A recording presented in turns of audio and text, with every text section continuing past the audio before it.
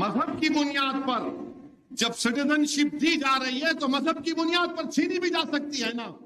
वो क्या चेहरे है कि बिगड़ती है जब जालिम की नीयत, बिगड़ती है जब जालिम की नीयत तो ना कोई तदबीर ना दलील काम में आती है। इनको खाली असदुद्दीन बोलते कि पाकिस्तान, असदुद्दीन बोलते कि जिन्ना याद आता है इनको। मेरे भाई ये इनकी साजिश है कि हमको हमारे मुल्क में परेशान करके रख दिया जाए है तो मजहब की बुनियाद पर छीनी भी जा सकती है।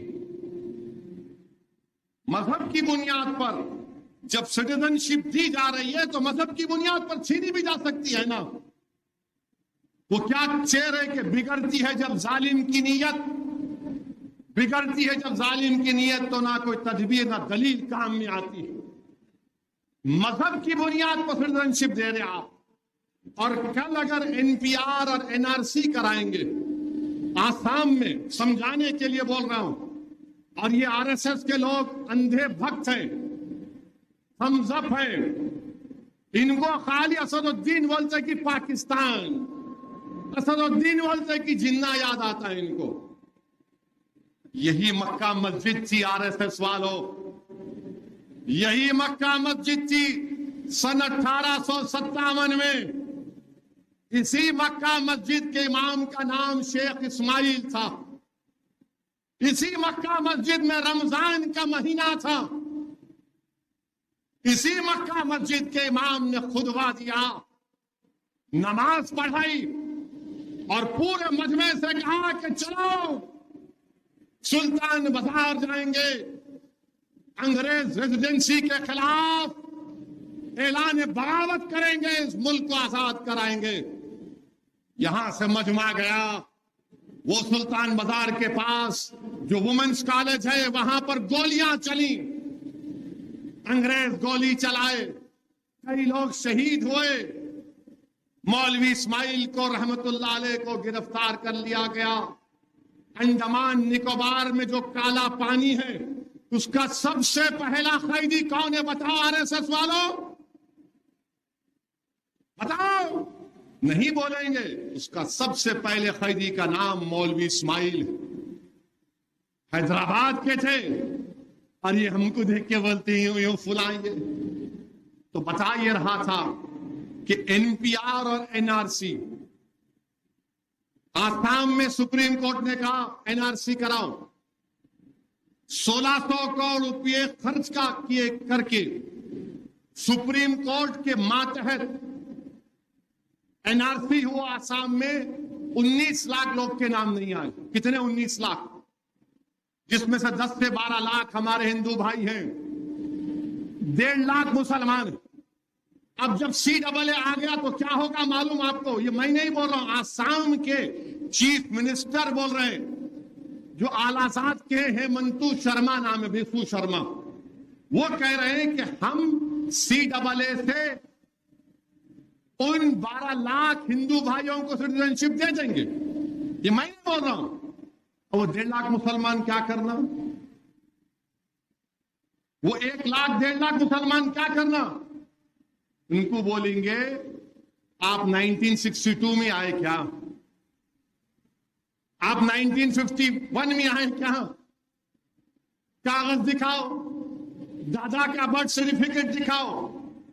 मानियो 10-12 लाख हिंदू भाई बहनों को सिटीजनशिप मिल जाएंगी। आसाम के मुख्यमंत्री कह रहे हैं, बीजेपी के लोग कह रहे हैं।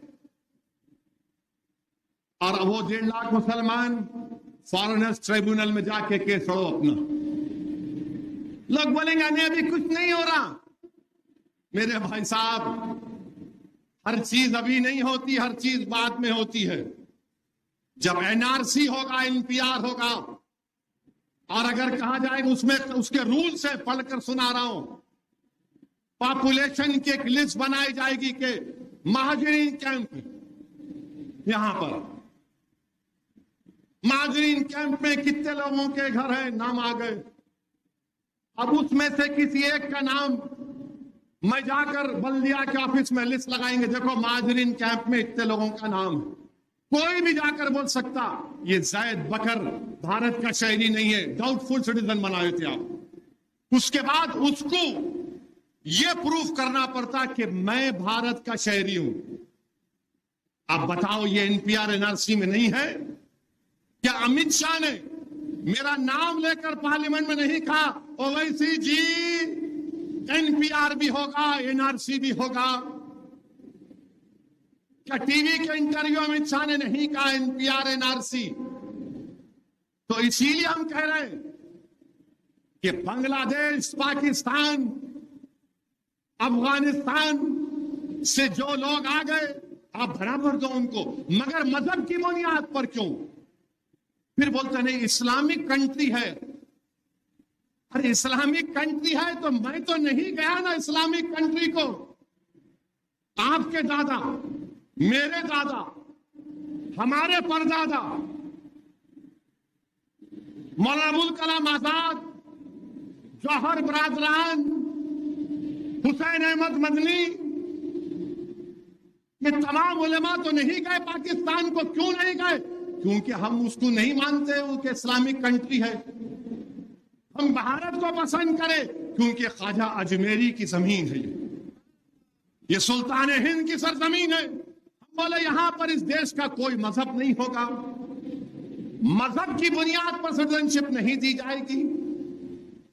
मगर आप क्या कह रहे हैं आज? नहीं, जो हिंदू है, सिख है, ईसाई है, बौद्ध मजहब का है, उसी को सिटीजनशिप मिलेंगे। मेरे भाई, ये इनकी साजिश है कि हमको हमारे मुल्क में परेशान करके रख दिया जाए। और आपको मालूम 1959 तक कानून नहीं था बर्थ सर्टिफिकेट का। अगर मैं पूछूं कि तुम्हारे दादा और अब्बा की पैदाइश कब हुई तो बोलेगा होंगे 59-60 में, जब कानून नहीं था। पासपोर्ट कितने लोगों के पास है? अगर मैं यहां बोलूं हाथ उठाओ, कितने लोगों के पास पासपोर्ट है?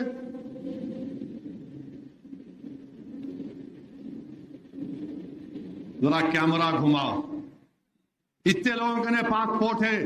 तो ये प्रूफ जरूर है। जिनके पास नहीं है उन्हें क्या करना?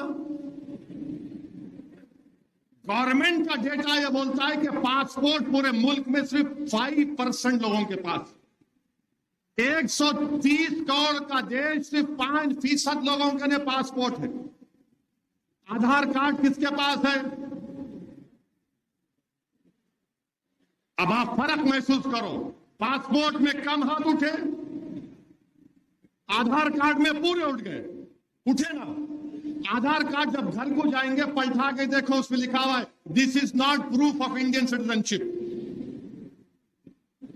This is not proof of Indian citizenship. अब यही तो मैं बोल रहा हूं। और 1996 का एक हाँ वही है। अब आप बताओ फिर क्या बताएंगे? अब आप आके बोलेंगे नहीं, आप जो है अपने दादा का बर्थ सर्टिफिकेट लेकर आओ। कहां से लेके आऊंगा मैं? कहां से लेके आऊंगा बताओ? अभी 4 दिन पहले जुल्फिकार साहब गवाह हैं। पूना से एक बच्चा फोन किया मुझे, मेरे को यह बोला कि मैंने कहां रहने वाले, हाँ जलाल कुचे का रहने वाला हूं। वहां पे एक दवाखाना है, मेरी अम्मा मेरे को वहां पैदा करी। साहब अब ये CAA ला रहे लोग, मेरे को लिख के दे दो कि मैं यहां पैदा हुआ। अब आप बताओ क्या तमाशा होने वाला? ये क्या करने जा रहे? अभी तो अमित शाह बोल रहे नहीं नहीं कोई मुसलमान की सिटीजनशिप नहीं ली जाएंगी। तो मोदी को, अमित शाह को खड़े होकर बोलना चाहिए कि कभी भी NPR है तो मजहब की बुनियाद पर छीनी भी जा सकती है। मजहब की बुनियाद पर जब सिटीजनशिप दी जा रही है तो मजहब की बुनियाद पर छीनी भी जा सकती है ना। वो क्या चेहरे के बिगड़ती है जब जालिम की नीयत, बिगड़ती है जब जालिम की नीयत तो ना कोई तदबीर ना दलील काम में आती है। मजहब की बुनियाद पर सिटीजनशिप दे रहे आप, और कल अगर NPR और NRC कराएंगे, आसाम में समझाने के लिए बोल रहा हूं, और ये RSS के लोग अंधे भक्त हैं, थम्स अप है, इनको खाली असदुद्दीन बोलते कि पाकिस्तान, असदुद्दीन बोलते कि जिन्ना याद आता है इनको। यही मक्का मस्जिद थी आरएसएस वालों, यही मक्का मस्जिद थी सन 1857 में। इसी मक्का मस्जिद के इमाम का नाम शेख इस्माइल था। इसी मक्का मस्जिद में रमजान का महीना था। इसी मक्का मस्जिद के इमाम ने खुतबा दिया, नमाज पढ़ाई और पूरे मजमे से कहा कि चलो सुल्तान बाजार जाएंगे, अंग्रेज रेजिडेंसी के खिलाफ ऐलान बगावत करेंगे, इस मुल्क को आजाद कराएंगे। यहां से मजमा गया, वो सुल्तान बाजार के पास जो वुमेन्स कॉलेज है वहां पर गोलियां चली, अंग्रेज गोली चलाए, कई लोग शहीद हुए।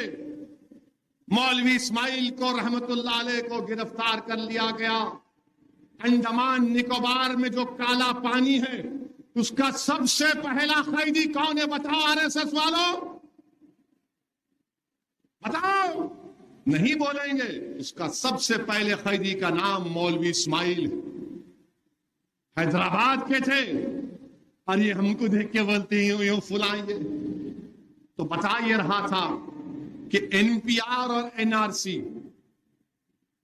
आसाम में सुप्रीम कोर्ट ने कहा एनआरसी कराओ, 1600 करोड़ रुपए खर्च किए करके सुप्रीम कोर्ट के मातहत एनआरसी हुआ। आसाम में 19 लाख लोग के नाम नहीं आए। कितने? 19 लाख, जिसमें से 10 से 12 लाख हमारे हिंदू भाई हैं, 1.5 लाख मुसलमान हैं। अब जब CAA आ गया तो क्या होगा मालूम आपको? ये मैं नहीं बोल रहा हूं, आसाम के चीफ मिनिस्टर बोल रहे हैं, जो आलाजाद के हेमंतु शर्मा नाम है, बिशु शर्मा, वो कह रहे हैं कि हम CAA से उन 12 लाख हिंदू भाइयों को सिटीजनशिप दे देंगे। ये मैं नहीं बोल रहा हूं। और वो 1.5 लाख मुसलमान क्या करना? वो 1 लाख 1.5 लाख मुसलमान क्या करना? उनको बोलेंगे आप 1962 में आए क्या? आप 1951 में आए क्या? कागज दिखाओ, दादा का बर्थ सर्टिफिकेट दिखाओ। माने 10-12 लाख हिंदू भाई बहनों को सिटीजनशिप मिल जाएंगी। आसाम के मुख्यमंत्री कह रहे हैं, बीजेपी के लोग कह रहे हैं। और वो 1.5 लाख मुसलमान फॉरेनर्स ट्रिब्यूनल में जाके केस लड़ो अपना। लोग बोलेंगे नहीं अभी कुछ नहीं हो रहा। मेरे भाई साहब, हर चीज अभी नहीं होती, हर चीज बाद में होती है। जब एनआरसी होगा, एनपीआर होगा, और अगर कहा जाएगा उसमें उसके रूल्स है, पढ़कर सुना रहा हूं, पॉपुलेशन की एक लिस्ट बनाई जाएगी कि महाजरीन कैंप, यहां पर महाजरीन कैंप में कितने लोगों के घर हैं, नाम आ गए। अब उसमें से किसी एक का नाम मैं जाकर बल्दिया के ऑफिस में लिस्ट लगाएंगे, देखो महाजरीन कैंप में इतने लोगों का नाम है। कोई भी जाकर बोल सकता ये जैद बकर भारत का शहरी नहीं है, डाउटफुल सिटीजन बनाए थे आप।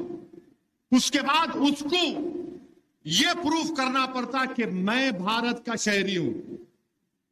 आप बताओ ये एनपीआर एनआरसी में नहीं है क्या? अमित शाह ने मेरा नाम लेकर पार्लियामेंट में नहीं कहा ओवैसी जी एनपीआर भी होगा, एनआरसी भी होगा? क्या टीवी के इंटरव्यू अमित शाह ने नहीं कहा एनपीआर एनआरसी? तो इसीलिए हम कह रहे हैं कि बांग्लादेश, पाकिस्तान, अफगानिस्तान से जो लोग आ गए आप बराबर दो उनको, मगर मजहब की बुनियाद पर क्यों? फिर बोलते नहीं इस्लामिक कंट्री है। अरे इस्लामिक कंट्री है तो मैं तो नहीं गया ना इस्लामिक कंट्री को। आपके दादा, मेरे दादा, हमारे परदादा मौलाना अबुल कलाम आजाद, जौहर बरादरान, हुसैन अहमद मदनी, ये तमाम उलेमा तो नहीं गए पाकिस्तान को। क्यों नहीं गए? क्योंकि हम उसको नहीं मानते वो कि इस्लामिक कंट्री है। हम भारत को पसंद करें क्योंकि ख्वाजा अजमेरी की जमीन है, ये सुल्तान हिंद की सरजमीन है।